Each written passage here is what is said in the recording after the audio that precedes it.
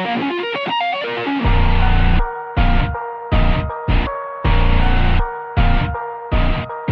me, your boy Blue Gets again. Today we will be doing a Yu-Gi-Oh! Banlist prediction list as well as a Banlist wish list. You're late. For the prediction list, there isn't really much to talk about that everyone else hasn't already touched. So most of this is probably going to just be my wish list later. For right now, we're starting off with the prediction list, so let's get started. For the banned cards, we have Sprite Sprend as a hit to sprites. We have Diablos the Mind Hacker because this card is absolutely broken in Cash Terra, and this card is also responsible for, your opponent being able to just lock out all your zones. So this card is pretty cancer and should be banned. For realsies! Cyberstein, I have no idea why this card even left the list in the first place. This card should have stayed on that list because, let's be honest, this effect is only going to be used for degenerate shit. Man, I hate it when he's right. Not that I'm ever gonna admit it. So I meant to put branded expulsion, so let me fix that real quick. Yeah, branded expulsion. And lastly, for the banned cards, we have Eradicated Epidemic Virus. Not too many people are going to talk about this card, but this card honestly should be banned, and I can honestly see it being banned, especially with archetypes like Labyrinths or Dark Worlds. I feel like they would absolutely break this card. You resolve this card, and you essentially win the duel. Anyways, next for the limited cards, we have Danglong. It's not very likely that it'll come back, but I could see it coming back. Next, we have Brilliant Fusion, because the Brilliant Fusion engine isn't as strong as it used to be. Plus, who is actually going to play, even if this card comes back to 3, I don't see people playing this thing. The only problem I could actually see with this card coming back to, leaving the Forbidden list is the Gem Knight FTK. That's about it. And next we have Kashtira Unicorn to hit the consistency of Kashtira. And next for the semi-limits, we have Rite of Amnesty. I don't know how to pronounce that. Yeah, we basically have this engine. I don't think this engine's particularly broken, but I'd say that these two might actually get semi-limited just to hit the consistency. And lastly, Red Rose Dragon, because this card should not even be limited at this point. Why is it still limited? Fibrax is gone. And it's not like Sword Souls is that much of a problem anymore. Also, Laraless Recital Starling back to 3 because no point in putting it at 2. For the wish list, for the banned cards on the wish list, we have Appaloosa because constant negates are just annoying and cancerous in Yu-Gi-Oh! Plus, this card honestly can easily be broken if a new card comes out. Because I've already seen weird combos that allow you to boost Appaloosa's attack to an absurd level, basically giving it an almost infinite number of negates. Sprite Sprint, because, yeah, this card is not healthy.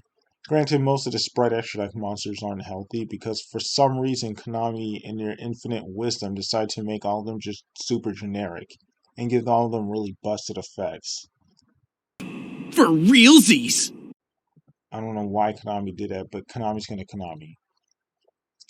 Diablos and Mind Hacker is pretty self-explanatory. If you ever seen any of my wishlist portions of my banlist videos, you would know why Wind Up Hunter is here. Like, hand loops are cancer, and if anything, this card should have been banned, not Carrier. Surely you can't be serious. I am serious. And don't call me Shirley. Cyberstein, I already went over it, and it's pretty self-explanatory. And Eradicator Epidemic Virus, also pretty bad. For the limited cards, we have Sprite Elf. Out of all the extra deck Sprite cards, Sprite Elf is probably the least egregious of all of them. It's still a really badly designed card, but it's actually the better of the 3. Then you have Carrier, because Carrier is actually a pretty fair card in my opinion. Next, we have Zeus, because there should only be one Zeus. If you out Zeus, your opponent shouldn't be able to just slap another one onto the field. And it's actually really dumb when you get rid of one Zeus and then your opponent just brings out another one. Or then you get rid of the second one and then your opponent manages to bring out the third. Like, there have been quite a number of duels where I've actually seen people run 3 of this card, and it was absolutely annoying. But one of them, I think I was playing Battle Wasp, and I actually managed to out all 3 Zeus somehow, and also win the game. It's crazy. That's crazy that you thought I would give a flying. That was pretty crazy. Danglong, because I feel like Danglong could come back to win. Same thing with Thunder Dragon Colossus. In my opinion, Thunder Dragon Colossus was not that oppressive of a card. Yeah, it shuts down searching, and that could be a death sentence to most decks, but I feel like it would be fine at 1. Trishula to 2, because screw hand loops. There shouldn't be 3 Trishulas. Wait, fuck, why am I going to the semi-limits? I'm still on limits. And next we have Brilliant Fusion, because I feel like this card could at least come back to 1. The one reason the Ancient Adventure to hit their consistency as well as their ability to dodge negation.